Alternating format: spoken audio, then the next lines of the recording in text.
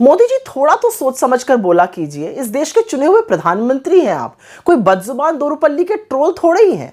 आज बाबा साहब की जयंती पर भी आपसे मर्यादा की उम्मीद करना बेमानी है। आज भी आपने कांग्रेस को कोसा और यही नहीं, एक वर्ग को पंक्चर बनाने वाला तक कह डाला। खैर, आप खुद तो हरियाणा में रैली संबोधित करने के लिए निकल लिए। आपके अंदर तो इतनी भी तमीज नहीं थी कि बाबा साहब को सेंट्रल हॉल में पुष्पांजलि देते। सब लोग आए, लेकिन आपको आज भी भाषणवीर बनना ज्यादा प्रिय था। आप निकल लिए। और आपके गृह मंत्री अमित शाह जी, जिनको अंबेडकर का नाम जपना फैशन लगता है, वो तो आए नहीं। न सदन में आए, न प्रेरणा स्थल पे आए। वो पूरी तरह से नदारद थे। पहले बाबा साहब का सम्मान करना सीखिए। उनके संविधान को खत्म करने के लिए हर हथकंडा अपनाना बंद कीजिए और फिर बाबा साहब की बात कीजिएगा। आप हमें क्या पाठ पढ़ाइएगा? खरगे जी हमारे चुने हुए सम्मानित अध्यक्ष खुद दलित समाज से आते हैं। अपने दम पर, अपनी लगन से, अपनी मेहनत से यहां तक पहुंचे हैं। छकड़ा भर जगह तो सरकारें हैं आपकी, एक जगह दलित मुख्यमंत्री क्यों नहीं बना पाए आप? बाबा साहब की बात करिएगा। सारी दुनिया जानती है कि आरएसएस में दलितों का क्या हाल है।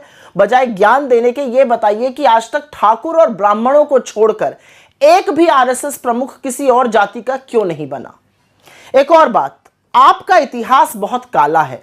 लिखित दस्तावेज बताते हैं कि बाबा साहब को चुनाव हराने में आपके आराध्य सावरकर ने अपने धुर विरोधियों के साथ हाथ मिलाकर इस साजिश को अंजाम दिया था।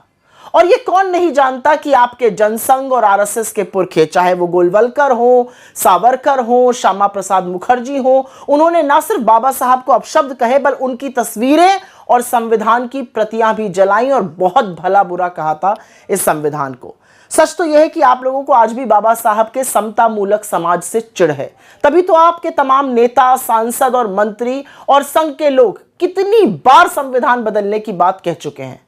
अच्छा होगा अगर आज के दिन आप थोड़ा आत्ममंथन करते और सोचते कि जो आपकी नफरत और विभाजन की राजनीति है, वो मेरे देश को किस रास्ते पर ले जा रही है। और वो रास्ता बाबा साहब के विचारों से, उनकी सोच से, उनके बनाए संविधान से कितनी दूर है। कुछ नहीं तो आज तो भाषण के बजाय बाबा साहब को प्राथमिकता देते।